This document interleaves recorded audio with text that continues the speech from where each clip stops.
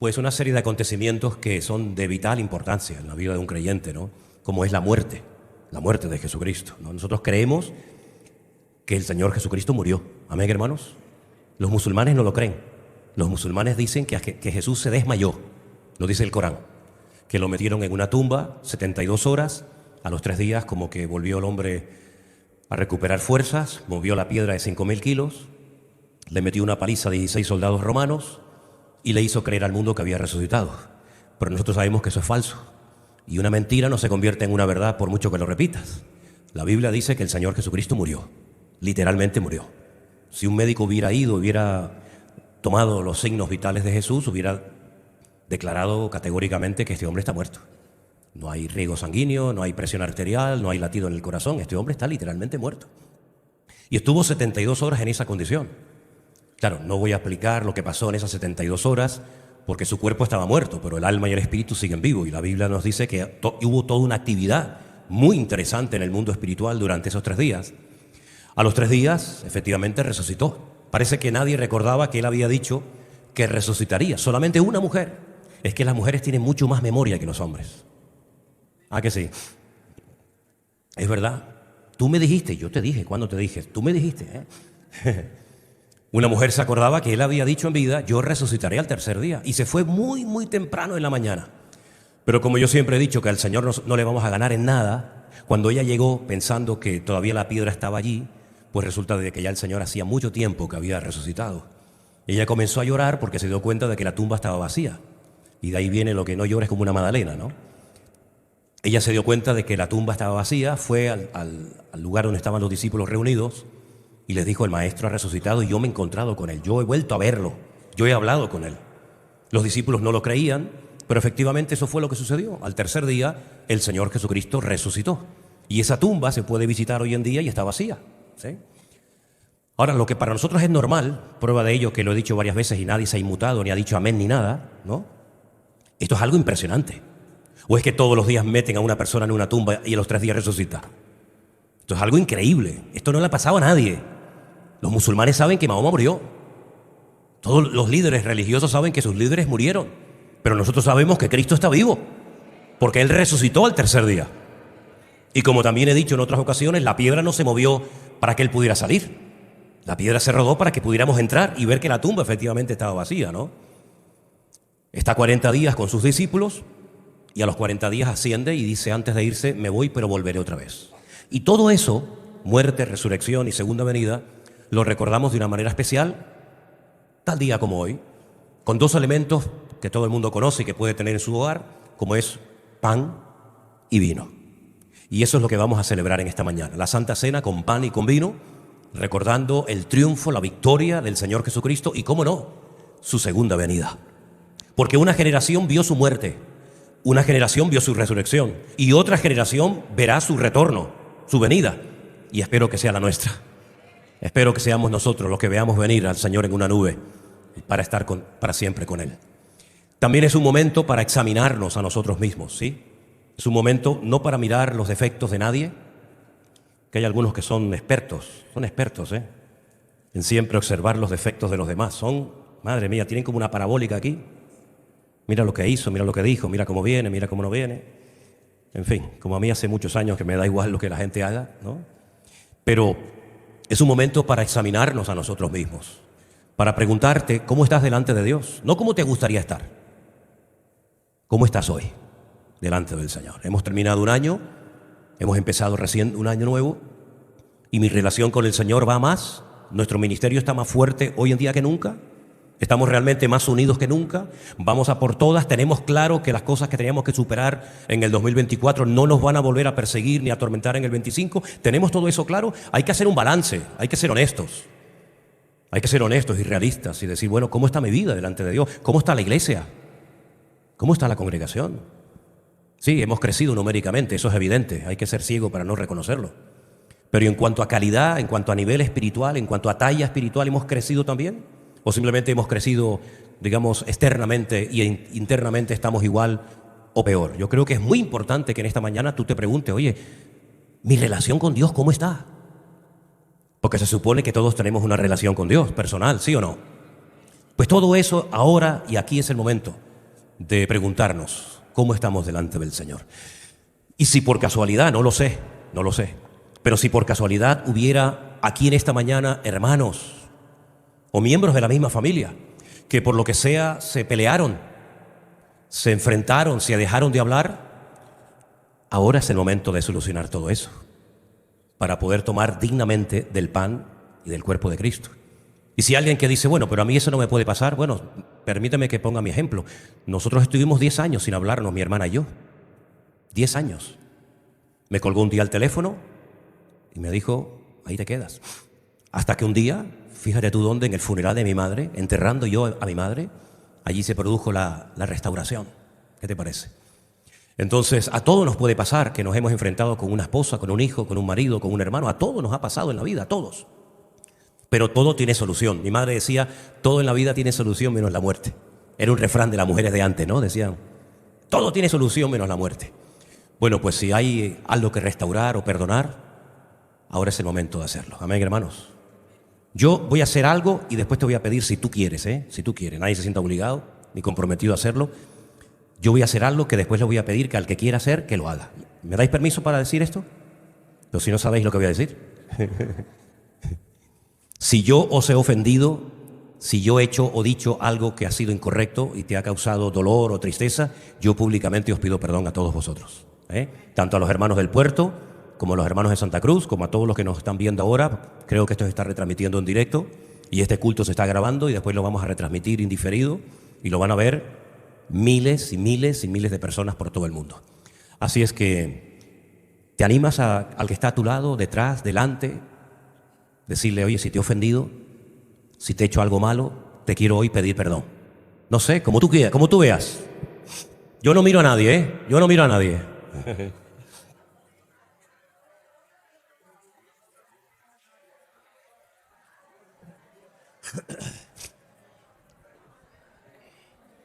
Vale. No sabía que había tantas cosas que perdonar. Madre mía. Vale. Calma, pueblo, calma. Hoy vamos a hacer algo especial y los pastores que están aquí presentes nos van a ayudar a repartir el pan y el vino. Así que voy a pedir, por favor, si podéis pasar. Tenemos a nuestro hermano Marcos, tenemos a Jerónimo, nuestro hermano Alberto, que no esperaba encontrármelo aquí, pensaba que estaba en Fuerteventura, y también tenemos a Anderson, los 4 pastores. Vamos a orar y presentar este pan y este vino a nuestro buen Dios. Oraremos y participaremos juntos en el nombre del Señor. Aleluya. Gloria a Dios. Gracias, Señor Jesús. Nos ponemos de pie un segundito, por favor.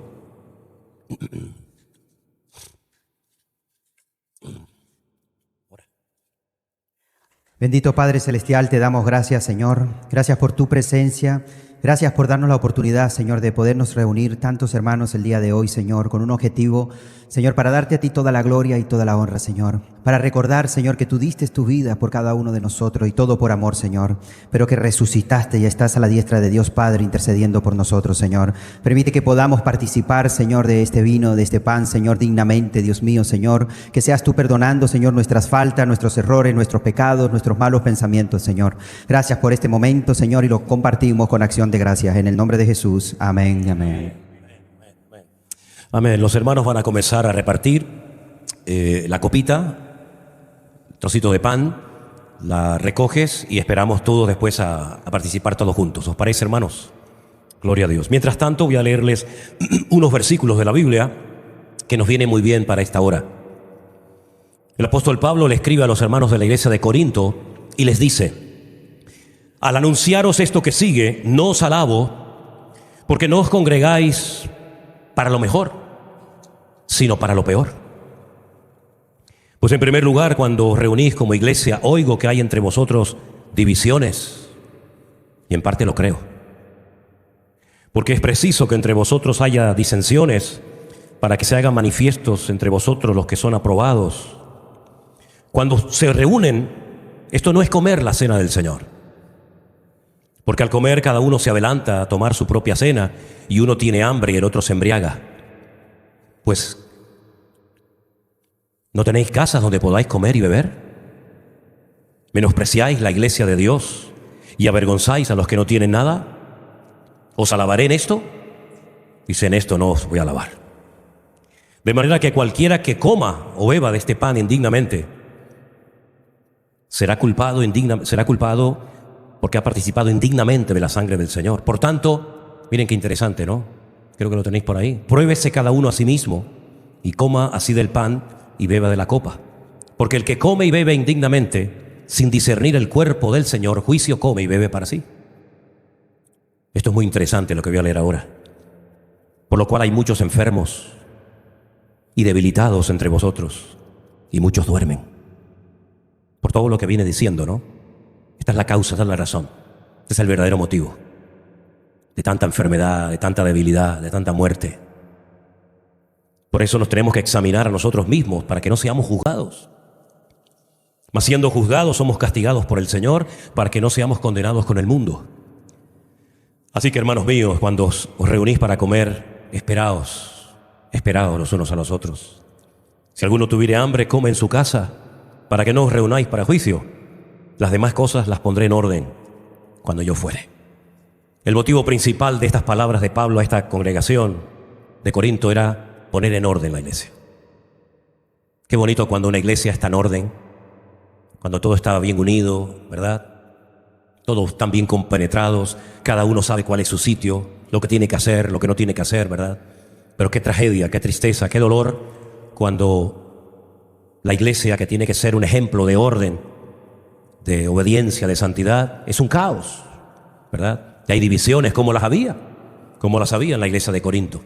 Divisiones, peleas, celos, envidias, discrepancias entre los hermanos. Y cuando a Pablo le informan de toda esta situación, Pablo se siente mal, ¿no? Después de haber trabajado más de un año como pastor de la iglesia, ver que ahora la iglesia está dividida internamente, ver que está dando un mal ejemplo, un mal testimonio a la ciudad de Corinto, una ciudad corrupta, una ciudad de una inmoralidad, de una promiscuidad sexual brutal, de templo por todas partes. Y la única iglesia que había en Corinto resulta que no tiene nada que ofrecerles, y en vez de ser una luz, está siendo una piedra de tropiezo. A Pablo eso le partía el alma. Por eso uno de los motivos por los cuales escribe esta carta es para enseñarles a los creyentes, porque tenemos que aprender, ¿verdad?, a vivir en orden, en paz, en armonía, en buena sintonía los unos con los otros. Y en aquellos tiempos, cuando se celebraba esto, que para nosotros es una cosa así como muy sencillita, ¿no? En aquellos tiempos había toda una celebración, había todo un ágape que se llamaba, una celebración, una comida. Y claro, siempre ha habido, ¿no?, gente más pudiente que otra, gente que tiene más que otros. Eso ha existido y existirá siempre. Los ricos, los que tenían mucha capacidad económica, llevaban mucha comida. Tenían muy pocos recursos económicos, apenas podían llevar, ¿no? Incluso dice la Biblia que incluso algunos llevaban tanta cantidad de vino, que para los que piensen que en aquellos tiempos no se bebía vino, nada más lejos de la realidad. En Israel se bebía y se bebe mucho vino, parte de la cultura. Entonces dice que algunos se embriagaban dentro de la iglesia. Yo solamente vi una vez a un hombre borracho en la iglesia, y fue en esta. Aquí fue, donde un hermano se embriagó y tuvieron que meterlo en el coche y se lo tuvieron que llevar. Pero en la iglesia de Corinto, lamentablemente, era muy habitual que la gente se emborrachara, y Pablo oía estas cosas y decía, pero ¿ustedes qué están haciendo? Ustedes no se diferencian en nada de los mundanos. Ustedes no son un ejemplo a los demás. ¿Qué pensaría la gente de la calle si viera vuestra falta de orden, de obediencia, de santidad? Sería un escándalo, ¿no? Y ese es el motivo por el que Pablo fundamentalmente escribió esta carta, para que aprendieran a vivir en orden dentro de la iglesia. Así es que vamos a orar en esta mañana para que participemos decentemente en unidad con el Señor y podamos disfrutar de este primer acto de Santa Cena de este primer año, o de este año que recién comienza, el 2025. ¿Están todos servidos, hermanos? ¿Todos los que van a participar? ¿Sí? Ok. Prestemos atención a la lectura. Dice, porque yo recibí del Señor lo que también les he enseñado. Que el Señor Jesús, la noche que fue entregado, tomó pan y, habiendo dado gracias, lo partió y dijo, tomad y comed. Esto es mi cuerpo, que por vosotros es partido.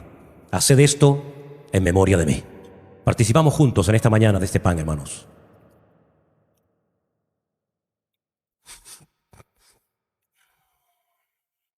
Gracias, Señor Jesús.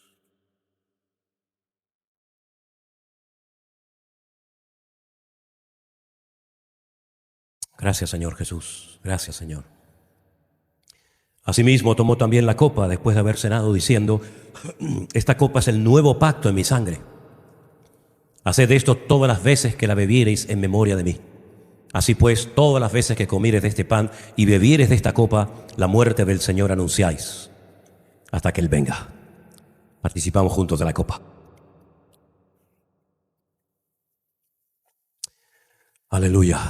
Dele gracias al Señor, hermano, con sus propias palabras, ¿sí? Dele gracias al Señor por su vida, por su familia, por la iglesia, los pastores, la palabra de Dios, por la salvación tan grande que nos ha dado, por todas las bendiciones que nos ha dado en el último año, por todo lo que hará en este nuevo año. Aleluya. Gracias, Señor. Gracias por este culto unido, que podemos empezar el año con tu bendición, sabiendo, Señor, que tú has comprado nuestras vidas a precio de sangre. Y en esta mañana, Señor, te damos gracias por todos y cada uno de los hermanos que forman parte de tu iglesia, de este ministerio. Señor, bendice a nuestros hermanos y que en todas partes del mundo donde hoy se esté celebrando este acto, que haya bendición y vida eterna. Trae renuevo espiritual, trae gozo, trae alegría, trae paz, trae libertad, Señor. Y que podamos seguir avanzando, entendiendo los tiempos y las ocasiones, sabiendo, Señor, que tu venida se aproxima y que tenemos que estar más atentos que nunca. Gracias, Padre, por nuestros hermanos. Seguimos en tu presencia y pedimos que en esta mañana tú nos hables y nos ministres a través de tu hermosa y poderosa palabra. Pedimos todo con acción de gracias, Dios mío, en el nombre de Jesús. ¿Cuántos dicen un fuerte amén? Abraza a tu hermano, dile: hermano, Dios te bendiga, la paz del Señor sea sobre tu vida. Aleluya. Saluda a su hermano, dígale: hermano, Dios le bendiga grandemente. Aleluya. Toca. ¿Ese es tuyo? Gloria a Dios. Gloria a Dios. Gracias, Señor Jesús. Gracias, Señor amado. Aleluya. Gracias, Señor. Pueden tomar asiento, mis queridos hermanos, por favor.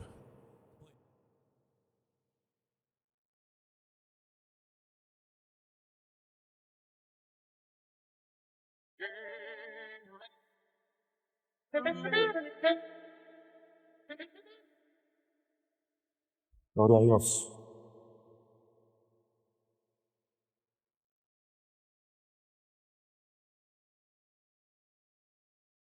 Amén, hermanos. Pueden tomar asiento, por favor. En esta mañana queremos dar la bienvenida a todos, sobre todo a las visitas, a personas que están aquí por primera vez, incluso que vienen hasta de lejanas tierras, como es el caso de esta familia, ¿no? El caso de este matrimonio, que me acabo de enterar hace un ratito que vienen de Guatemala. ¿Os podéis poner de pie? ¿Sí? Se giran así, dicen vuestros nombres. ¿Tu nombre? Miguel. ¿Tu esposa? Paula. Dios les bendiga. De Guatemala. Qué bueno. Bueno, ya creo que ya todos han estado con anterioridad aquí en la iglesia. Como pueden comprobar, hoy vamos a participar de lo que llamamos la Santa Cena, ¿verdad? Es raro llamar cena a lo que vamos a hacer por la mañana, ¿no? Pero así es como se le conoce, aunque hay otras iglesias que a este acto lo llaman la comunión, ¿eh? Las iglesias de las que viene, donde se crió Elena, decían: hoy hay culto de comunión, ¿eh? En otras iglesias he estado y me llamaba la atención que decían: hoy vamos a celebrar el pacto.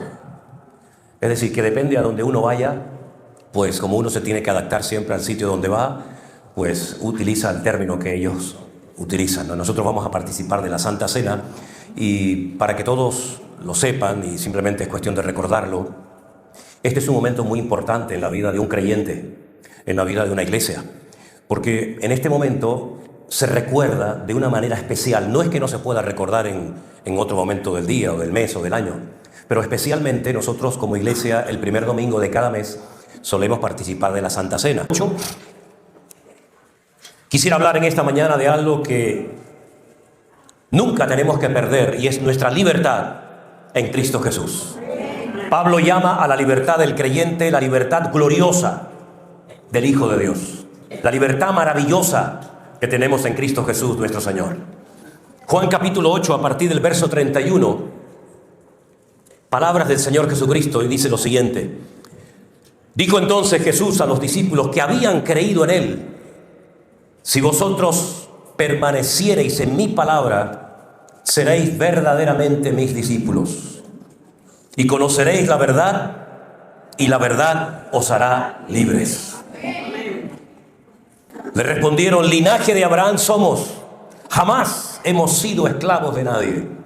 ¿Cómo pues dices tú, seréis libres? Jesús les dijo: de cierto os digo, que todo aquel que hace pecado es esclavo del pecado. Y el esclavo no queda en la casa para siempre, el Hijo sí queda para siempre. Así que si el Hijo os libertare, seréis verdaderamente libres. Sé que sois descendientes de Abraham, pero procuráis matarme, porque mi palabra no haya cabida en vosotros. Yo hablo lo que he visto acerca del Padre. Vosotros hacéis lo que habéis oído acerca del Padre. Esta es una conversación tan interesante, es una enseñanza tan profunda, que yo he leído esto no sé cuántas veces, pero siempre me impacta lo directo y lo claro que era el Señor cuando hablaba de las cuestiones relacionadas con la vida cristiana y con el reino de Dios. El capítulo 8 comienza hablándonos acerca de una mujer que, según los escribas y fariseos de la época, fue sorprendida en el mismo acto de adulterio. Lo curioso es que a él no lo trajeron, solamente la trajeron a ella. Y le dijeron al Señor que, según la ley de Moisés, esta mujer tenía que morir apedreada. Todos conocemos la historia. El Señor les dijo: yo conozco la ley de Moisés perfectamente. De hecho, yo soy la palabra hecha carne. Pero para poder cumplir con ese mandamiento, los que quieran apedrearla tienen que estar libres de pecado. Así que examínate a ti mismo, y si estás verdaderamente libre de pecado, comienza el acto de lapidación. La Escritura dice que todos, desde el mayor hasta el menor, se sintieron aludidos por esta palabra y se fueron.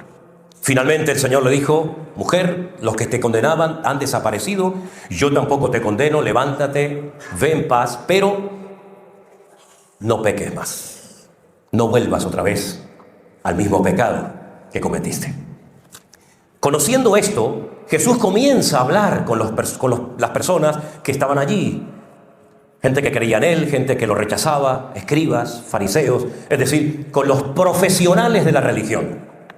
Y Él comienza a hablarles a ellos y les dice acerca de la libertad. Para poder ser discípulos míos, ustedes tienen que cumplir un requisito indispensable, que es el de permanecer en mi palabra. Si ustedes, con el paso del tiempo, a pesar de las luchas, las pruebas, las dificultades, etcétera, ustedes logran permanecer en mi palabra, ustedes podréis convertiros en auténticos discípulos míos. Una cosa es creer en el Señor, y otra cosa completamente diferente es ser un discípulo de Cristo. Son dos cosas completamente diferentes. Mucha gente creyó en el Señor Jesús, pero nunca llegaron a convertirse en discípulos. La palabra discípulo es muy amplia. Podríamos hablar mucho tiempo acerca de las distintas aplicaciones, de los significados, de la raíz etimológica de la palabra y muchas cosas, pero fundamentalmente los discípulos eran los que más de cerca vivían con el Señor. Los discípulos oyeron y vieron cosas que los seguidores nunca vieron ni oyeron. Los discípulos eran la gente de confianza de Jesús. Un discípulo es una persona que está bajo la disciplina de alguien o de algo. En este caso, bajo la disciplina o la tutela del maestro, que era el Señor Jesucristo. Siempre hubieron discípulos. Los filósofos de Grecia tuvieron sus discípulos, los fariseos tuvieron sus discípulos, Juan el Bautista también tuvo sus discípulos, y Jesús también tuvo, en un principio más de 70. Al final el grupo se fue reduciendo y quedó limitado a 12. Y los discípulos eran personas que estaban bajo la disciplina, bajo el trato directo de un maestro. Ahora, en aquella época un discípulo se abandonaba en los brazos de su maestro, en el sentido de que ya no tenía que preocuparse de ningún detalle de su vida, ni de la comida, ni del vestido, absolutamente de nada. Porque cuando alguien era llamado por un maestro para convertirte en un discípulo, ese que te llamaba se encargaba de todos y cada uno de los detalles de tu vida. Por eso el Señor les dijo una vez a los discípulos: cuando yo os mandé a estos lugares a predicar, ¿os faltó algo? ¿Os faltó comida? ¿Os faltó vestido? Dijeron: no, nada, Señor. Y es que eso era responsabilidad del que llamaba. Suplir las necesidades, cubrir las necesidades materiales del que había sido llamado. Y para poder ser un discípulo de Cristo, uno tenía que aprender un principio elemental de la vida, que es perseverar, ser constante en la palabra. Y es lo que lamentablemente a muchos les ha costado y les sigue costando. Están en una temporada bien, parece que van bien, pero algo pasa, siempre ocurre algo, queriendo o sin querer, que corta el proceso de crecimiento como una especie de aborto espiritual y vuelves otra vez a dar un paso atrás. Y espero que otra vez puedas empezar de nuevo. El Señor Jesucristo en su palabra nos da enseñanzas acerca de las características de un seguidor y de las características o responsabilidades que adquiere un discípulo. Y son totalmente diferentes las unas de las otras. Pero una de las características de un verdadero discípulo es que es libre.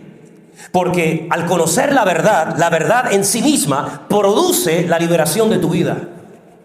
Y la verdad no es simplemente un concepto filosófico, no una idea, la verdad o la libertad, sino que es algo que se puede experimentar. Tú puedes conocer la verdad.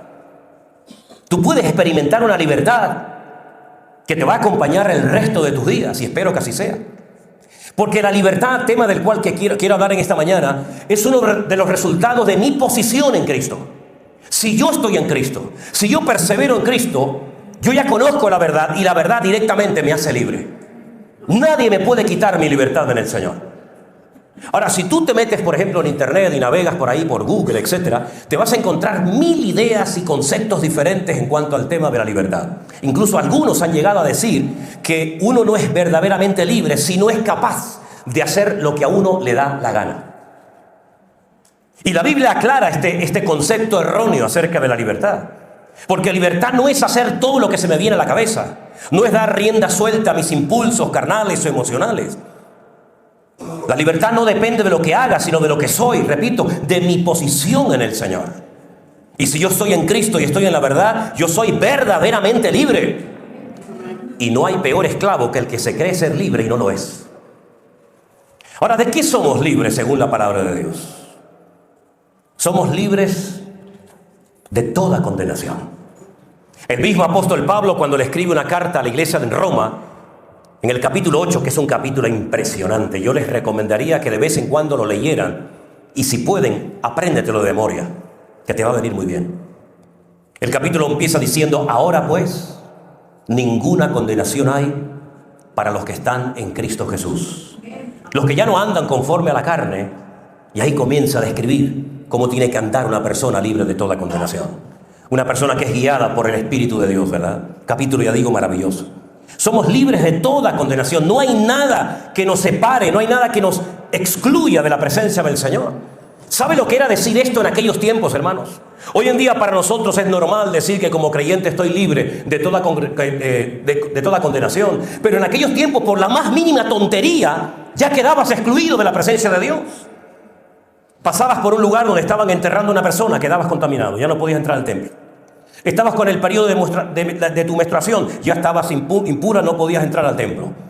Tocabas una cosa que había sido contaminada por alguien que estuvo enfermo, no sé qué, quedabas totalmente impuro. Es decir, era prácticamente imposible estar permanentemente puro para poder tener acceso a la entrada de una sinagoga o del templo. Era una esclavitud, era una lucha constante y permanente. Sin embargo, el Señor dice: ahora, por mi sangre, por mi obra, por mi sacrificio perfecto en la cruz, no hay nada que os excluya de mi presencia. Porque no es por vuestros méritos, no es por nuestras limpiezas o rituales, sino es por mi obra y por mi sangre que os he limpiado de toda maldad y de todo pecado. Y podéis entrar a la presencia de Dios por la mañana, por la tarde, por la noche. Puedes hablar con Él de rodillas, sentado, de pie, acostado, caminando, como tú quieras. No tienes que pedir cita previa. Hermano, permítame, estoy hasta el gorro de las dichosas citas previas. No sé ustedes, pero yo desde el tiempo de la pandemia, todo es cita previa. Hace tiempo me fui a cortar el pelo. Entro a la peluquería y eran 2 empleados. Uno estaba leyendo el periódico. El otro estaba barriendo los pelos del que se fue anteriormente. Entré y le digo: hola, buenos días, ¿me pueden cortar el pelo? Y me dice: ¿tienes cita previa? Digo: ¿cita previa? O si no estáis haciendo nada. Si no hay nadie. Bueno, venga, va. Vas al taller a cambiar el aceite al coche, ¿tienes cita previa? Todo hoy en día es cita previa. Yo creo que algún día para ir al supermercado te dirán, ¿tienes cita previa? Si no, no puedes hacer la compra. Todo es cita previa. Mira, doy gloria a Dios que mi Dios no me exige tener cita previa para presentarme delante de su presencia, sino que puedo entrar cuando quiera y como quiera. Aleluya. Sin cita previa, tengo acceso a la presencia de Dios. No una vez al año como aquel sumo sacerdote en el Antiguo Testamento, ¿verdad? Que tenía que hacer toda una parafernalia, todo un ritual, sino que podemos entrar a la presencia del Señor porque somos libres para poder tener acceso a Él cuantas veces queramos. Somos libres de miedos. Esa fue la primera sensación negativa como consecuencia del pecado. Oí tu voz, tuve miedo y me escondí. Fueron las palabras textuales de Adán. Oí tu voz, tuve miedo y me escondí. Y el Señor no quiere que ninguno de sus hijos viva con miedos. Miedos a la muerte, miedos a la enfermedad, miedos a quedarme solo, miedos y miedos por todas partes, ¿verdad? Algunos pueden ser justificados, pero la inmensa mayoría totalmente injustificados. Dios no quiere que vivas con miedos. Dice la Biblia que el perfecto amor echa fuera el temor, echa fuera los miedos. Es como si tuviéramos un vaso sucio, lleno de un montón de cosas, y empieza a echarle agua limpia. Tírale agua limpia, y toda la basura va a ir saliendo y saliendo, saliendo, y al final se va a quedar limpio el vaso. Eso es lo que ha hecho el Señor en nuestras vidas. Vinimos en una condición pésima, terrible, con suciedad, con desorden, con muchas cosas en nuestra vida que se volvían en nuestra contra la mayoría de las veces. Pero el Señor nos ha llenado tanto, tanto de su presencia, que ha sacado todas las inmundicias de nuestro corazón. Y ahora podemos estar libres del miedo. Que somos ancianos, Dios está conmigo. Que somos adolescentes, Dios está conmigo. Que tengo trabajo, Dios está conmigo. Que no tengo trabajo, Dios está conmigo. No importa las circunstancias, el momento, el lugar. Somos libres para decir, gracias Señor, te alabo con todo mi corazón y con toda mi alma. Somos libres de ataduras espirituales. ¿Cuánta gente está atada espiritualmente hablando y a veces ni se dan cuenta?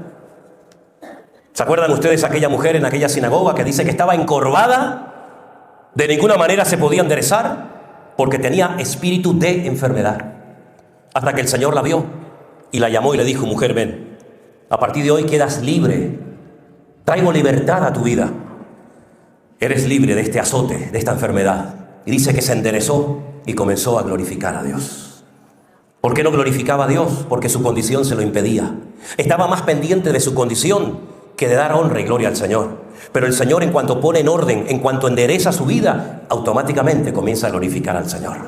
Es algo que brotó libre y espontáneamente. El Señor rompe ataduras en nuestras vidas, complejos, traumas, cosas que nos hicieron, cosas que nos dijeron, malos recuerdos, pesadillas, etc. De todo eso somos libres.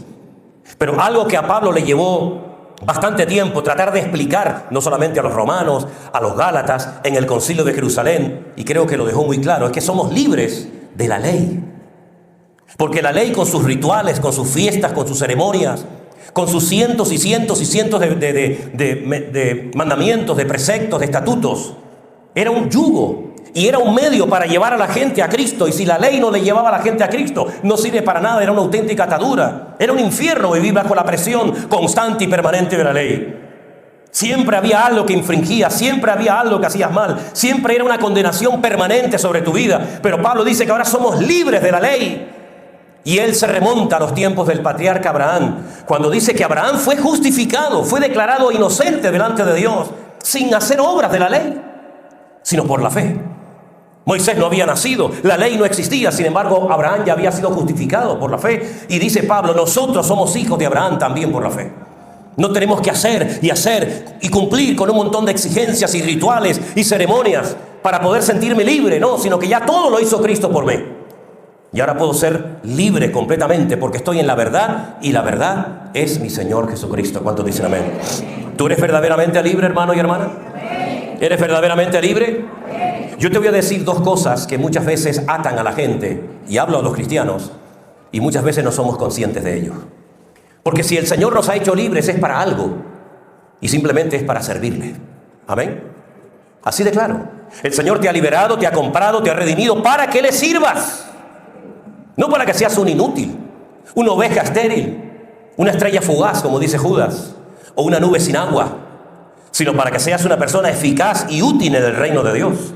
Pero a veces hay personas que no son libres para servir al Señor porque hay dos elementos, hay dos ataduras que juegan un papel fundamental en la vida de mucha gente, y una es la familia y otra es el dinero. Y de esas dos cosas, de esos dos elementos, la familia y el dinero, Dios quiere que también seas libre. Ahora, esto no significa de que tú tienes que abandonar a tu esposa o a tu marido, no es eso. Pero que tu familia nunca esté en el número uno en tu lista de prioridades. Porque si no, tu vida, en vez de girar en torno a Cristo, está girando en torno a tu familia. Y tu familia se ha convertido en el centro, y el centro de tu vida no tiene que ser ni tu esposa, ni tu marido, ni siquiera tus hijos, sino que el centro de tu vida tiene que ser el Señor Jesucristo. Y parece mentira, pero a veces las obligaciones familiares o las ataduras familiares que nosotros nos imponemos a nosotros mismos como parte de la cultura impiden que respondamos afirmativamente al llamado de Dios. La Biblia dice que un día el Señor Jesucristo se le acercó un hombre y le dijo: Señor, te seguiré a donde quiera que tú vayas, pero primeramente déjame que cumpla con el ritual familiar.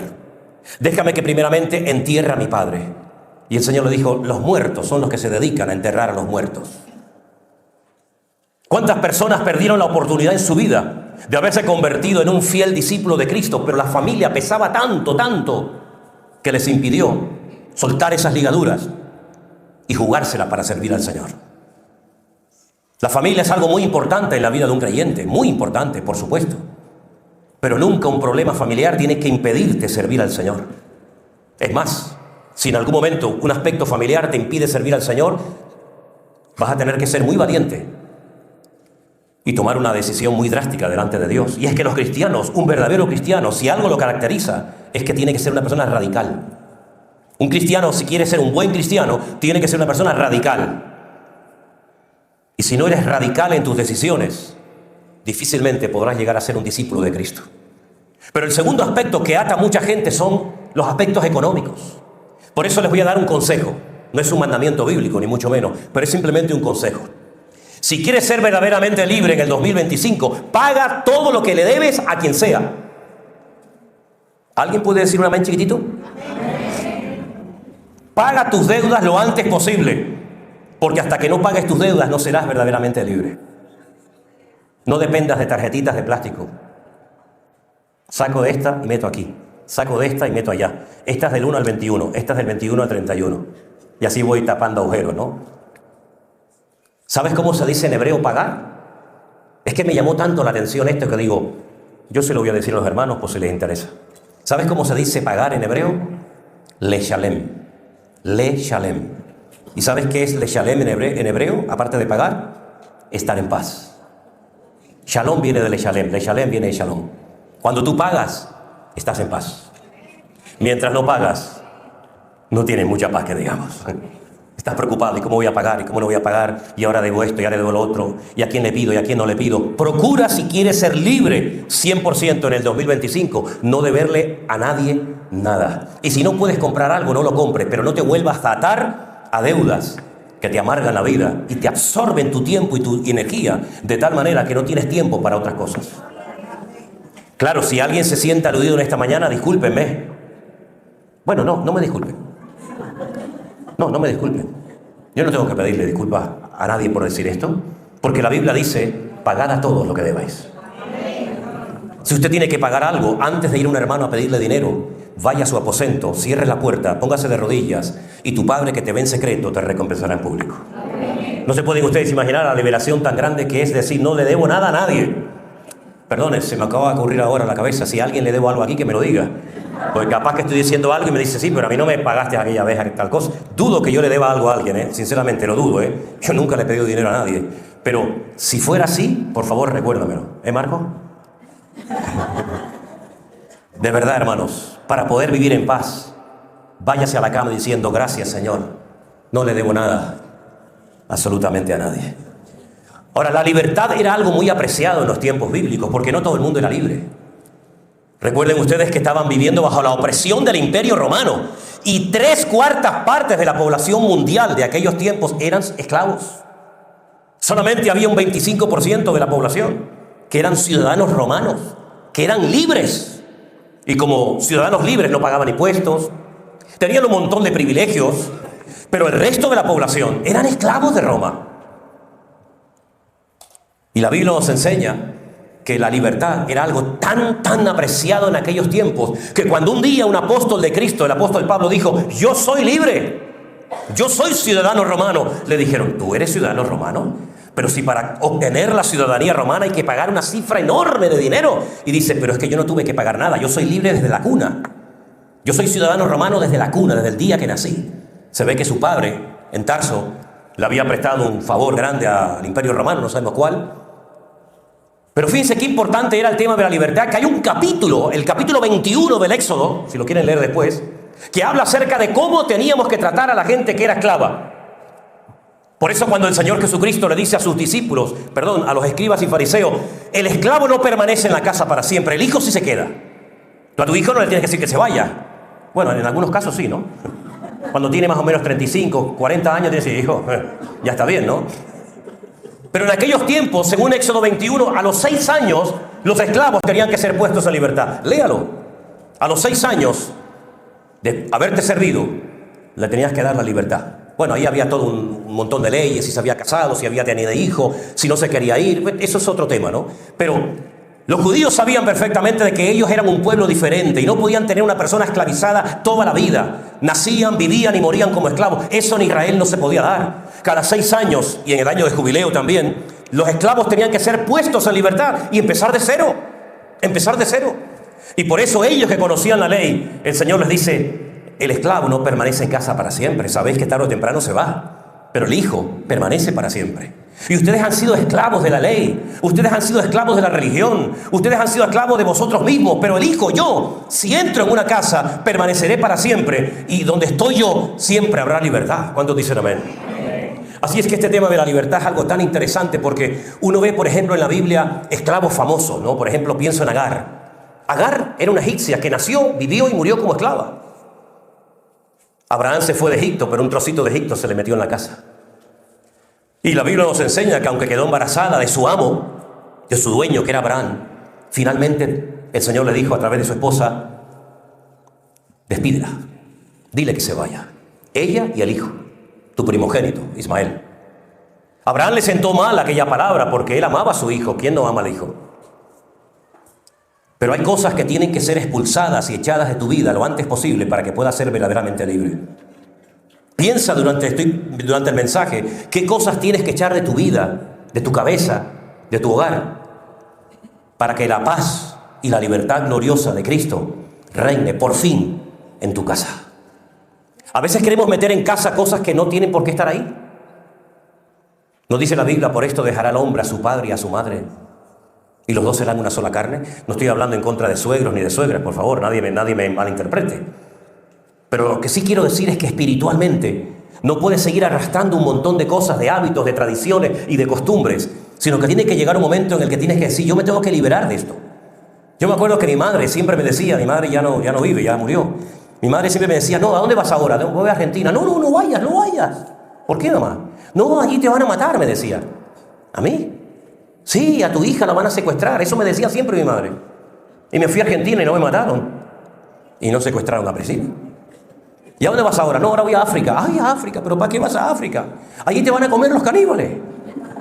Digo: no, yo les digo que tengo azúcar y así hacen caramelo conmigo, ¿no? ¿Y a dónde vas ahora? No, ahora voy a tal sitio. Y si fuera por mi madre no hubiera salido nunca de la habitación. Y cuando quería ir a la calle a jugar, me decía: no, hoy no salgas. ¿Y por qué? Porque hoy hay mucho sinvergüenza en la calle, me decía. Fíjate los argumentos que empleaba. Hoy hay mucho sinvergüenza. Y el sinvergüenza en la calle era yo.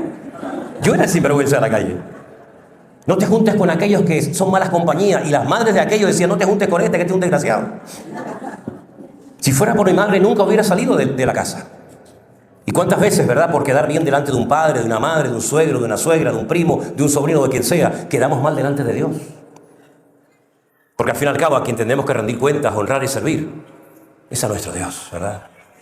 A veces nos quieren poner entre la espada y la pared, ¿verdad? Si me amas, no vayas a esa iglesia. No juegues con eso. No me hagas chantaje emocional, porque ya somos muy mayorcitos para que me estés jugando a eso, ¿no?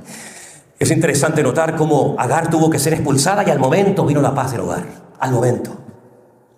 Pero también hay un hombre que fue libre y perdió la libertad, porque yo también quiero decir en esta mañana que si tú eres verdaderamente libre, cuida tu libertad para que nadie ni nada te la robe.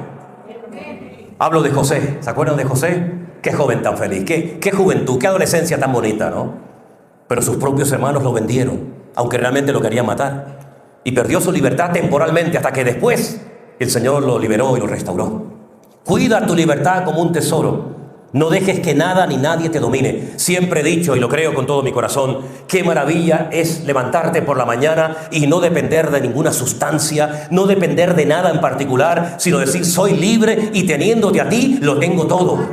Porque en Cristo tengo paz, en Cristo tengo seguridad, en Cristo tengo libertad. Y aunque estés solo, yo sé que si tú estás conmigo, lo tengo todo. ¿Cuántos dicen amén? Es interesante notar, y quiero leerles un versículo de Gálatas, por favor, capítulo 5, versículo que... Este fue el primer versículo, la primera predicación que yo di cuando tenía 19 años y vine por primera vez en mi vida a Tenerife. Nos trajeron de Las Palmas los estudiantes que estábamos en aquel momento estudiando en el seminario. Nos dejó el barco allí en Santa Cruz y subimos por toda la calle Castillo hasta la calle Goya y Velázquez, y allí nos estaba esperando un misionero americano y allí tuvimos el primer culto y allí me pidieron a mí que predicara, y este fue el versículo que yo leí hace 200 años atrás, más o menos. Estad pues firmes en la libertad con la que Cristo nos hizo libres, y no estéis otra vez sujetos al yugo de la esclavitud. Gálatas 5:1, léalo conmigo si lo tenemos ahí. Estad pues firmes en la libertad con la que Cristo nos hizo libres, y no estéis otra vez sujetos al yugo de la esclavitud. Versículo 13, porque vosotros, hermanos, a libertad fuisteis llamados, solamente que no uséis la libertad como ocasión para la carne, sino servíos por amor los unos de los otros. Cristo nos ha llamado a vivir en libertad. La lectura que se leyó hoy aquí, de la visita de Jesús a Nazaret, él escogió el texto de Isaías capítulo 51, por lo menos una parte. Y él mencionó en esa lectura 2 veces la palabra libertad. Libertad a los cautivos y libertad a los oprimidos. 2 veces. Y él dice, yo tengo una unción especial sobre mi vida para poder anunciar un mensaje por primera vez en la historia a gente pobre. Porque yo he venido a vendar, yo he venido a ayudar a personas que interiormente están destrozadas, a los quebrantados de corazón, a abrir la vista a los ciegos, a pregonar libertad a los cautivos. Ahora, yo no veo a Cristo en ningún evangelio, y mira que tenemos 4, Mateo, Marcos, Lucas y Juan. Yo no veo a Cristo nunca visitando cárceles. Es una cosa que me ha llamado la atención. Jesús nunca fue a visitar a ningún preso, ni siquiera a Juan el Bautista, que era medio pariente de él. Y la Biblia dice que 2 de sus discípulos vinieron y le dijeron, Juan el Bautista está preso. Y el Señor no fue a verlo. No veo a Jesús visitando a los presos. Entonces, cuando él hablaba de que había venido para libertar a los presos, a los cautivos, evidentemente no se refería a los presos que estaban en cárceles del Imperio Romano. Se refería a presos que espiritualmente hablando eran presos, eran esclavos, eran cautivos. Y él vino a sacarnos de esas mazmorras espirituales. Él vino a darnos una libertad que nos permite dormir y decir gracias y alabar a Dios en medio de la tormenta de la vida, más dura que sea. Esa es la libertad que él vino a darnos a este mundo. No necesariamente una libertad de la cárcel, aunque les digo sinceramente, no he conocido nunca a ningún preso que no quiera ser libre. Nunca he conocido a ninguno. Yo me acuerdo que cuando era soltero y vivía con mis padres, enfrente de mi casa había una montaña que yo la subía todos los sábados, y desde la punta de la montaña veía al otro lado la cárcel que en aquel momento estaba en Las Palmas funcionando. Ahora creo que hay otra. Y yo, mirando aquella cárcel, yo le decía, Señor, algún día me gustaría entrar a una cárcel a predicar tu palabra. Era como un sueño, ¿no? Como un anhelo que tenía. Y todos los sábados subía. La montaña estaba llena de nidos de ametralladoras. Yo me metía por los túneles. Todos esos rollos siempre me gustaron. Pero sobre todo subía para orar, para que el Señor me diera un día la oportunidad de entrar a una cárcel. Nunca lo había hecho, a predicar la palabra. Al poco tiempo, un joven comenzó a asistir a la iglesia y me dijo, mi tío está en la cárcel. Oye, aquello me impactó tanto y me dijo, ¿te gustaría venir conmigo a visitar a mi tío? Le dije, ahora mismo. La primera vez en mi vida que entré a una cárcel fue un impacto que nunca podré olvidar, porque nada más entrar, cuando iba por las celdas, me encontré a un amigo mío con el que habíamos hecho muchas cosas. Me lo encontré preso, estaba casi totalmente desnudo, tatuado de pies a cabeza, dentro de una celda solo, gritando como un loco. Yo creo sinceramente, en aquel momento no me di cuenta, pero yo creo que en aquel momento él estaba endemoniado, estaba poseído. Gritaba un montón de cosas, de incoherencias. Lógicamente no voy a repetir todo lo que decía, pero sobre todo decía, sáquenme de aquí, sáquenme de aquí. Y aquello me impactó tanto, ¿no? Era un jovencito.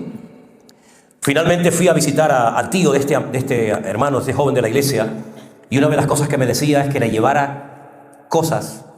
Por supuesto nunca se las llevé. Y también me pedía que sus barcos, unos barcos enormes de madera que hacía, se los vendiera para después poder tener comida y cosas dentro de la cárcel, ¿no? Y él siempre me pedía, quiero salir de aquí, quiero salir de aquí. Esa fue mi primera experiencia visitando un centro penitenciario. Después, durante 7 años, fui oficialmente el capellán evangélico del centro penitenciario Tenerife 2 en La Esperanza. Estuve yendo años a esa cárcel todas las semanas. Isma está aquí, no la vi esta mañana, Isma y a Genaro, está ahí, ¿no? Isma venía conmigo en aquella época. Saben que Isma tiene la vida eterna. Cualquier cosa que digamos de la obra, Isma siempre está, siempre. No, es que una vez vino un ángel e Isma estaba allí. Es que una vez Isma estaba allí. Entonces yo entraba con Isma y con otras 2 hermanas, que ya les perdí el rastro, no sé nada de ellas. Y ellas iban durante años a los módulos de las mujeres. Y me consiguieron un permiso para yo ir con ellas al módulo de las mujeres. Ustedes no se pueden imaginar el primer día, cuando abrieron aquel portón de hierro y vieron de repente llegar a estas hermanas y a mí. Todo lo que me dijeron esas, yo no lo voy a decir en púlpito. Fue terrible, yo no sabía ni dónde meterme. Me acuerdo que había una piscina, la mayoría de ellas estaban semidesnudas y con el paso del tiempo me gané respeto. Tuvimos la oportunidad de llevar a muchas a los pies de Cristo, de orar por algunas que estaban totalmente endemoniadas y los funcionarios no sabían ni qué hacer con ellas. Y recuerdo que un día, como una pequeña anécdota, una de las presas, la de mayor condena, me llamó aparte y me dijo: mira, yo te respeto como pastor, sé que vienes aquí, vienes a ayudarnos, vienes a predicar la palabra de Dios, pero yo no voy a entrar nunca a esas reuniones. ¿Y sabes por qué? Le dije, no. Dice, porque yo un día llegué a mi casa y encontré a mi marido con otra mujer. Me fui a la gasolinera, compré un bidón de gasolina, se lo tiré por encima, le prendí fuego a los 2 y los quemé vivos. Y yo no estoy arrepentida. Y como Dios, para perdonarme, tengo que arrepentirme. Yo no me quiero arrepentir, ¿para qué voy a entrar? Y le dije, muy bien, estupendo. Pero todas, cada vez que llegaba el momento de la oración, después de las canciones, después de la alabanza, después del mensaje, y decíamos, a ver, peticiones de oración, no había ni una que no dijera para salir de aquí, para salir de aquí. Incluso conocía a chicas que eran hijas de pastores en aquel lugar. Tremendo. Después estuve visitando la cárcel de Monterroso, una cárcel solamente para menores en Lugo. Todos siempre oraban por lo mismo. Sácanos de aquí, Dios mío, sácanos de aquí. El año pasado estuvimos en una cárcel de máxima seguridad en Guatemala. Allí conocimos a chicos que habían sido de las maras de Salvador. Fue una experiencia impresionante. Armando me acompañaba. Fue algo realmente espectacular. Eso sí que son cárceles de verdad, ¿eh? Eso sí que son esas cárceles. Tremendo. Allí vi de todo lo que se puedan imaginar. Y todos siempre oraban por lo mismo. Señor, sácanos de aquí. Sácanos de aquí. Lo que no entiendo por qué hay personas que han sido liberadas espiritualmente hablando y quieren volver otra vez a esclavizarse, a vicios, a ataduras, a cosas y a personas, cuando ya un día Cristo pagó el precio de tu libertad. La libertad es una de las cosas más hermosas que tenemos los hijos de Dios, para poder expresar nuestra gratitud, nuestra alabanza, nuestro amor al Señor. Entiendo que el mundo no entienda nuestra libertad en Cristo. Porque ellos piensan que son libres, porque pueden hacer todo cuanto se les pasa por la cabeza. Y eso no es libertad. Eso es lo que la Biblia habla de libertinaje. Pero libertad es poder tener autocontrol y poder tener la libertad de poder decidir. Y decidir adecuadamente conforme al diseño y a la voluntad de Dios para mi vida. ¿Cuántos dicen amén? Hermanos queridos, Dios nos ha hecho libres para que le podamos servir en su reino y en su obra. Y creo que hemos llegado a un punto, y lo digo de corazón, que nunca ha habido tantas oportunidades para servir al Señor como en este tiempo. Creo sinceramente que hay tantas oportunidades para servir al Señor que no entiendo. Y es una cosa que no entiendo sinceramente. Porque hay personas que prefieren esclavizarse a algo antes de poder estar 100% libres para poder servir al Señor en su reino y en su obra. ¿Será que no te fías de Dios? ¿Será que Dios no te va a tratar como lo que tú mereces o necesitas? ¿Será que creemos que mi plan y mi proyecto de vida es mejor que el que Dios tiene para mí? Hermanos queridos, los afanes, las preocupaciones, las cosas que el año pasado te quitaron el sueño y trajeron preocupación y carga a tu vida, no permitas que este año te vuelvan a atrapar. Libérate y no estés preocupado de cosas que el Señor las puede resolver en segundos. Más bien, ocúpate en las cosas del reino y en las cosas del Señor y verás cada día la gloria del Señor. Este lugar nos lo dio el Señor ya de hace ya muchos años. Y nosotros hemos hecho de este lugar un medio para poder llevar la palabra de Dios a miles de personas. Sin embargo, otras personas utilizan este lugar como una meta en sí misma y se atrapan a las posesiones y se enredan en las cosas en vez de utilizar las cosas para ser libres y poder servir al Señor. Piensa en lo que Dios te ha dado. Haz una lista de lo que ya tienes en el Señor. Tienes una familia, tienes un coche, una moto, una bicicleta, una casa, un par de zapatos, y haz una lista de todo lo que Dios te ha dado. Y cómo podrías servir a Dios desde tu plataforma actual. Y el día que te olvides de ti mismo, de tus problemas, de tus necesidades, y comiences a servir a Dios a través de la vida de los demás, vas a experimentar una libertad que la Biblia la denomina la libertad gloriosa y maravillosa de los hijos de Dios.